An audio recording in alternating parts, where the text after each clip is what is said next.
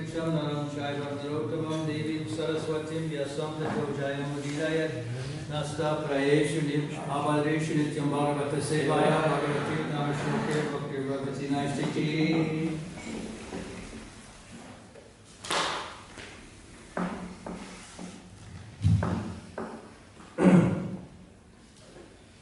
So this morning we're reading from Srimad Bhagavatam, 1st Canto, 5th chapter, text number 30. Right? Gyananam Goyatamam Yat. As they were leaving, those Bhakti Vedantas, who are very kind to poor-hearted souls, instructed me in that most confidential subject which is instructed by the personality of Godhead Himself. Purport, or repeat. As they were leaving, those Bhakti Vedantas, who are very kind to poor-hearted souls, instructed me in that most confidential subject, which is instructed by the personality of Godhead Himself. Purport by Srila Prabhupada. The pure Vedantas, or a Bhakti Vedanta, instructs followers exactly according to the instructions of the Lord Himself. The personality of Godhead, both in the Bhagavad Gita and in all other scriptures, has definitely instructed men to follow the Lord only. The Lord is the creator, maintainer, and annihilator of everything. The whole manifested creation is existing by His will, and by His will, when the whole show is finished, He will remain in His eternal abode with all His paraphernalia. Before the creation, He was there in the eternal abode, and after the annihilation, He will continue to remain. He is not, therefore, one of the created beings. He is transcendental. In the Bhagavad Gita, the Lord says that long, long before the instruction was imparted to Arjuna, the same was instructed to the sun god, and in course of time, the same instruction, being wrongly handled and being broken, was again instructed to Arjuna because he was his perfect devotee and friend. Therefore, the instruction of the Lord can be understood by the devotees only, and no one else. The impersonalist, who has no idea of the transcendental form of the Lord, cannot understand this most confidential message of the Lord. The expression, most confidential, is significant here, because knowledge of devotional service is far, far above knowledge of impersonal Brahman. Jnana means ordinary knowledge or any branch of knowledge. This knowledge develops up to the knowledge of impersonal Brahman. Above this, when it is partially mixed with devotion, such knowledge develops to knowledge of Paramatma, or the all-pervading Godhead. This is more confidential. But when such knowledge is turned into pure devotional service, and the confidential part of transcendental knowledge is attained, it is called the most confidential knowledge. This most confidential knowledge was imparted by the Lord to Brahma, Arjuna, Uddhava, etc. Verse again. As they were leaving, those Bhakti Vedantas, who are very kind to poor-hearted souls, instructed me in that most confidential subject, which is instructed by the personality of God Himself. Mukam karoti vachalam pangam longayate gidim yatkari patarham bande Shri Guru Dinatarane. So even Narada Muni is talking about his past existence, probably in another kalpa. This shows that even great souls can have dark pasts, or unusual, or past lives. The Goswamis, the 6 Goswamis, who are considered some of the most elevated souls in about 500 years ago, were engaged in the government, which at that time was under Islamic law. They even had Islamic names, and they were supposed to have adopted many of the Mohammedan habits. Yet Lord Chaitanya said that they were eternally very elevated people, and they propounded many scriptures. Jiva Goswami's Gopala Champu is considered, says Bhaktisiddhanta Saraswati, the foremost writing of Vedic literature. So these are not ordinary people, Rupa and Sanatana Goswami, even though they had Mohammedan past and Mohammedan names. Even Narada Muni had a past life as a very humble servant of the maidservants of devotees, and he is talking about this here. Even when Lord Chaitanya was present on the earth, he sometimes acted in an ordinary way, just to keep pace with the standard program. He was thought to be a very ordinary person by a lot of people. When he was going from Jagannath Puri to tour South India, he said that he was going to search out his elder brother, Vishwarupa. He knew that Vishwarupa had passed away. So this was considered a kind of pretense. Krishnadas Kaviraj uses the word pretense in a verse in the Madhurya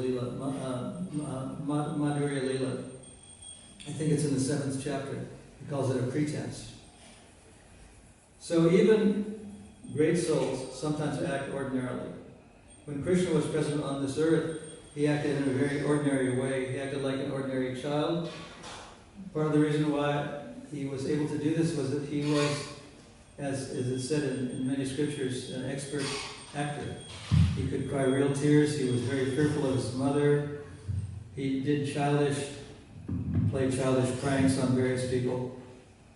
In many ways, he acted like an ordinary person when he was a young child. And even when he was older, sometimes he acted in an ordinary way.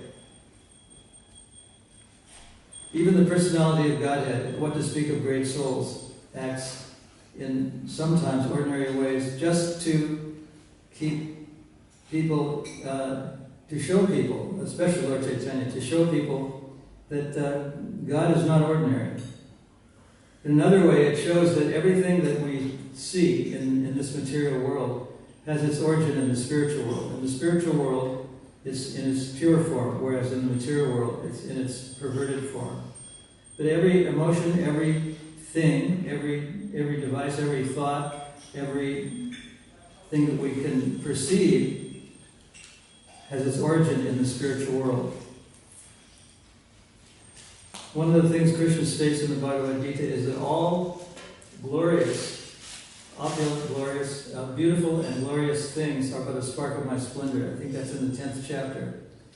Srimad Bhagavatam.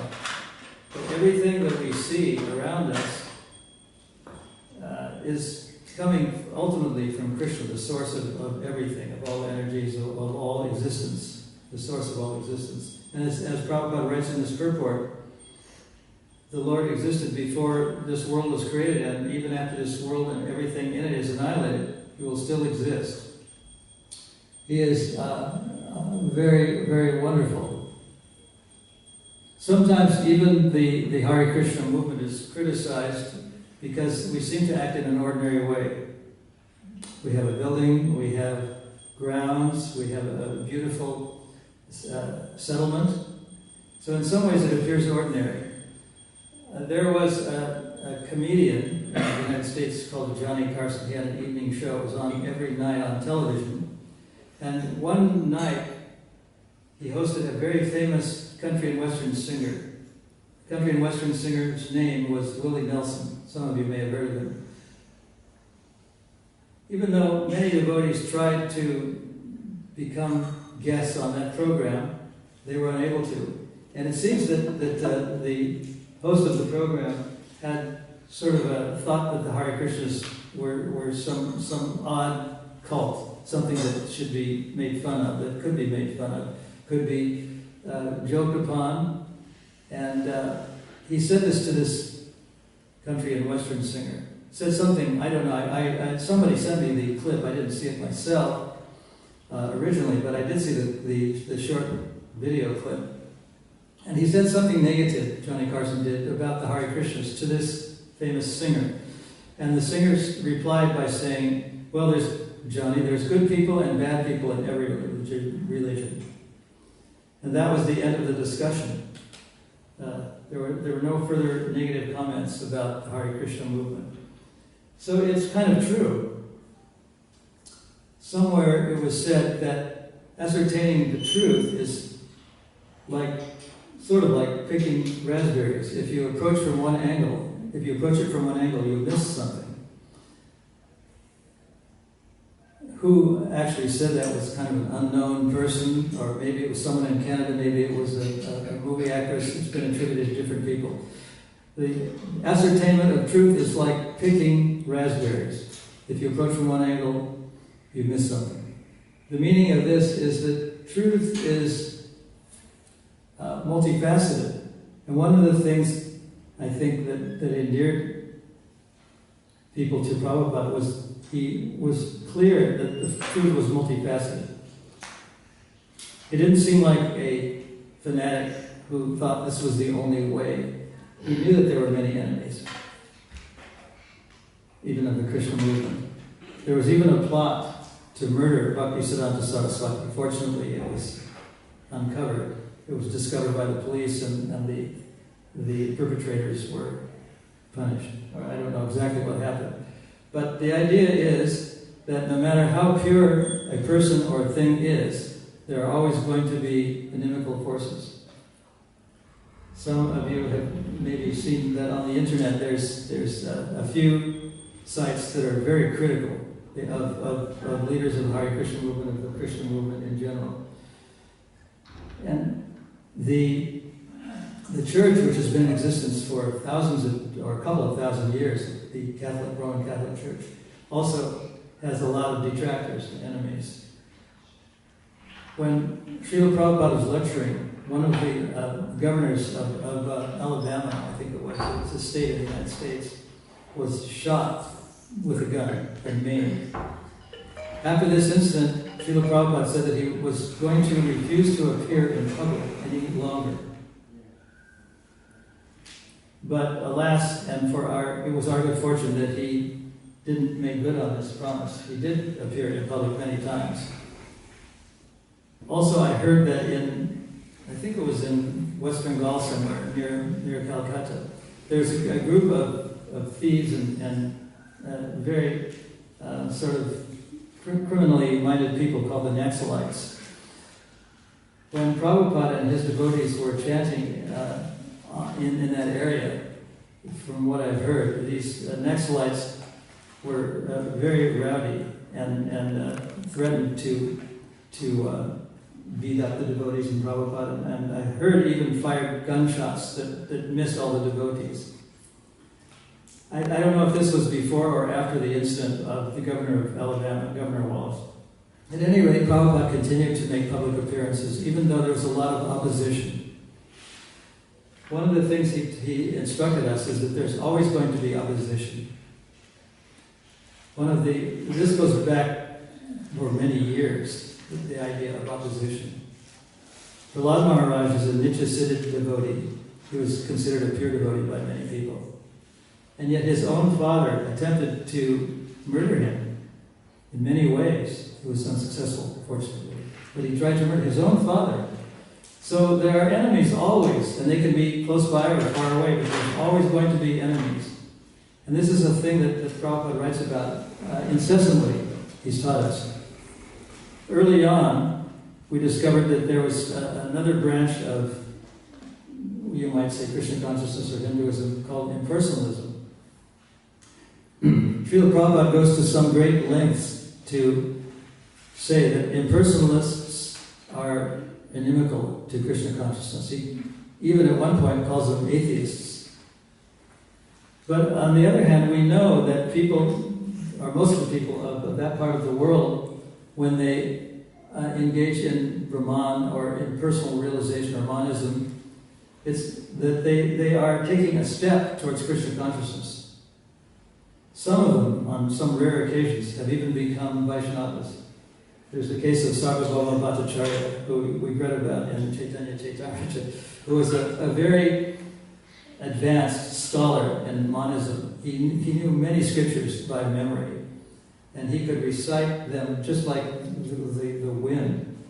And somehow or other, he was very impressed with Lord Chaitanya, even though he knew that Lord Chaitanya was a sannyasi who was initiated by someone in a lower caste, by the Bharati. Keshava Bharati initiated him originally, and Keshava Bharati is a member of the Shankarite class. Even so, he relented, and in the end he became a Vaishnava. He became a very great devotee of Lord Krishna. Prabhupada says here in this purport something that's very hard to understand for newcomers, in that you have to be a devotee to understand Krishna. It's even said in I think it's the 18th chapter of the Bhagavad Gita, Bhakti Mama Vijanati Yavam Chashmi Tattvataha, that only by devotional service can I be understood as I am. In other words, we have to engage in some form of devotional service, whether it's gardening, cooking, worshiping the deities, driving trucks, repairing cars, whatever it is. That devotional service is what makes it possible to understand what Krishna is.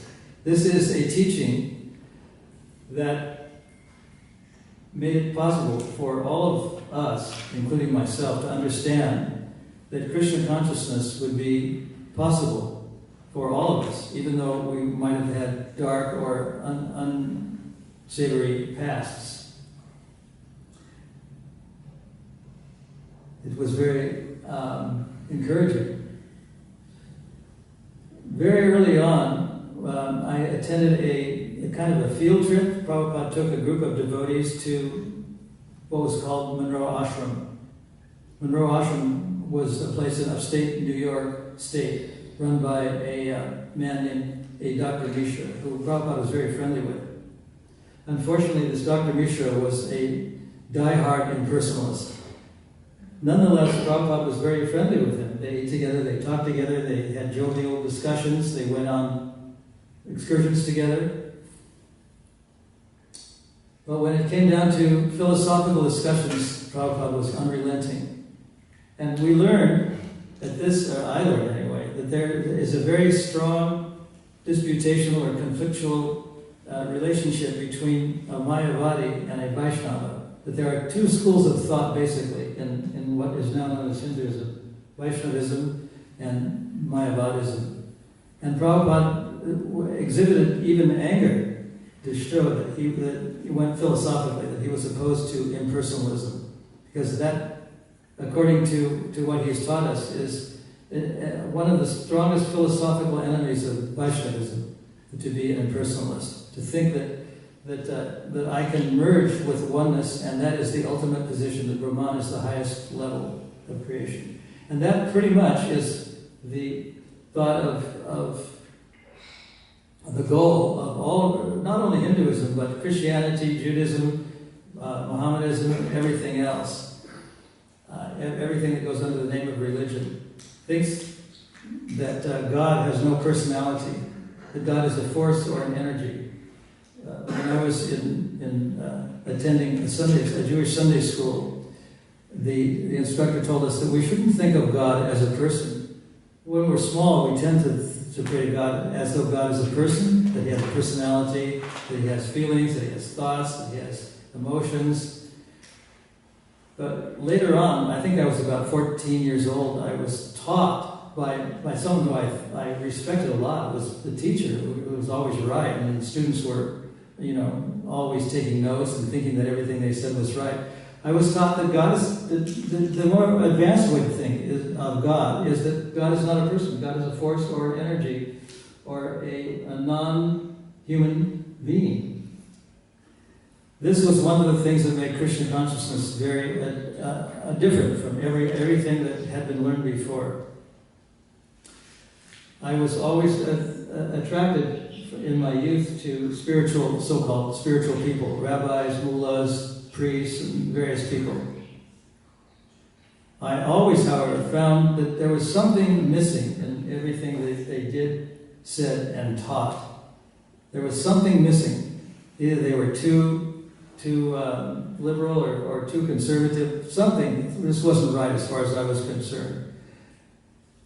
when Prabhupada first appeared in the West, he spoke in a very unusual treatise that God was a person. In fact, everything he said was sort of against the grain of materialism, and it was very hard to digest. It was very hard to see that these things could be actually true. But because of the personality involved and the nature of the vibration of Prabhupada's personality, his early followers accepted what he was doing and what he said anyway, even though they didn't necessarily think it was right. They just thought that, well, this is probably the best of everything. So it's not how deep the philosophy is, but it's by the nature of the vibration of great souls that one is elevated in Krishna consciousness. It is said in the Mahabharata, Mahajana Svapak Panta. It's a famous verse that says that all of the truths of the scriptures are nestled within the hearts and minds of the great souls. Mahajana Yena Gatasva Panta, the Mahajanas. That they are the people who are the ones who attain the absolute truth. This is kind of common in everything, that we observe all truth as being in the minds and hearts of great people. In the material world, people have role models. They're their parents when they're young, they're rock stars or sports stars when they're older. Whatever they are, they function on what these people say. They set the pace, so to speak, for everything that exists. What we have learned in the teachings of Srimad Bhagavatam is that there's a personality behind everything, and that the God has a personality, and that he can be worshipped. So the verse again says, Narada Muni is saying, he's reiterating his past to Brahma. As they were leaving, those Bhakti Vedantas, who are very kind to poor-hearted souls, instructed me in that most confidential subject, which is instructed by the personality of Godhead himself. In England, I found out that people, when they want to write a letter that no one else should see, they write on the envelope, private and confidential. So somehow this term, confidential, Prabhupada latched onto and used to say that this knowledge is the most confidential. Srimad Bhagavatam is very confidential. And if you consider that there's some 6 or 7 billion people in the world, and yet there's only maybe at the max a few million or less than that devotees, they are the confidential part of knowledge. They're doing something that's very, very small, very secretive, and very confidential.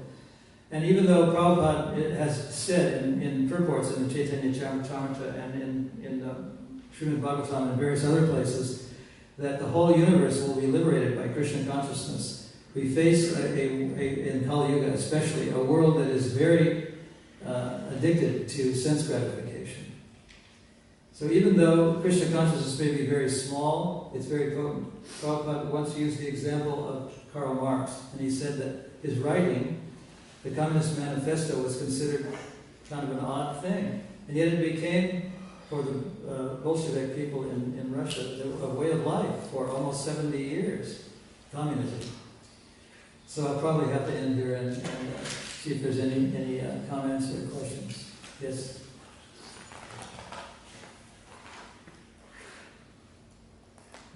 Class in the word for word, the Dina-Vatsalas translators, those are all very kind to the poor and the meek. I'm just thinking, normally in the material world, nobody aspires to be poor or meek, but is this something, qualities that devotees should be aspiring for, or is it just even those who are poor and meek, Krishna is kind to? I'm not sure I understood what you were getting at. To be poor and meek is considered sort of in the material world quite negative. Nobody wants to be in that position. but it seems Krishna is very kind to those who are. I'm just thinking, are these qualities we should be aspiring for? Well, I think Prabhupada has used the word poor-hearted to mean people who aren't just destitute or homeless, but they're people who don't have Krishna consciousness. That's what he says poor-hearted tends to mean. We find that people who, have found that people who are materially poor or homeless or, at the low end of the social ladder tend to be a little bit more spiritual and are more accepting of religious thought than those who are affluent. At one point, a devotee came to Prabhupada and said that he wanted to start a temple in a place called Beverly Hills. Beverly Hills is the very extremely opulent part of the world, of Los Angeles. And Prabhupada went on to say that it's not a good idea. He said it wasn't such a good idea because the more opulent people are, the less they're attracted to Krishna consciousness. So that may be part of the reason. I think in the Bible it mentions the meek shall inherit the earth or something like that. I think that's the actual quotation, the meek shall inherit the earth. I think it's from Matthew or one of those books. Yeah. So I guess that's talking about humility in one sense. Yeah, meek and humble in a sense is a very multifaceted term. Meek and humble. You can be meek and humble even though you're very wealthy. But generally that's not the case. Blessed be the meek, for they shall inherit the earth. I think that's the exact quote. So that's a kind of encouragement that even though we may be poor from a material point of view, we can be very wealthy from a spiritual point of view. And that means in inheriting the earth. Like the great Raja Rishis, they were very poor in a sense. They were very humble and meek, but they were rulers and they would punish criminals. They had to do unpleasant things, but they were also very humble people. So it's a kind of multifaceted thing, what humility is. You can be outwardly humble and inwardly, like Prabhupada himself was very, very direct and very strong when it came to combating impersonal philosophy. But at the same time, he was very soft. I think it's said that sometimes the devotees can be hard as thunderbolts, or Krishna himself can be hard as a thunderbolt and soft as a rose. And we know that in the hands of Vishnu, there's a chakra and a club, and as well as a flower, a lotus flower. So that's possible. Yes. Thank you, Maharaj. I have a question. You said about this is all about secret knowledge. I was wondering, we were just up in Cairns recently on a Sankirtan trip. We met some devotees there, and they practice in their homes, but they don't really go out. And everyone we met, they said, "Oh, we haven't seen you guys around so long." So is there a danger in being too secretive and not going out enough? And just being too, because I don't know, Prabhupada wanted us to go out. Prabhupada has written, at least on 3 or 4 occasions, that apart from book distribution, preaching is our most important activity. So the belly button gazers, so to speak, are people that are not preaching. They're only inspired by their personal advancement. It's in a different category, and according to what Prabhupada has written, it's not something to aspire to. It's good, but it's not the best. And he's, as I said, has said that preaching is our, and he approved of the saying in the Sankirtan newsletter, preaching is the essence. Even though he didn't write it himself, he approved of it. He saw that the weekly Sankirtan newsletter that had that at the top. Preaching is the essence. Books of the basis, etc. There's even a story that on one Ekadasi day, this actually happened, it's not just a story, but it's an incident, that Bhaktisiddhanta Saraswati in his ashram saw that, that a few of his ashram dwellers were just laying around and not doing anything. And he said, if you have to eat grains, but go out and preach. That's kind of a one-off thing. It's not to be taken that grain should ever be eaten on Ekadasi, but that emphasizes how important preaching is.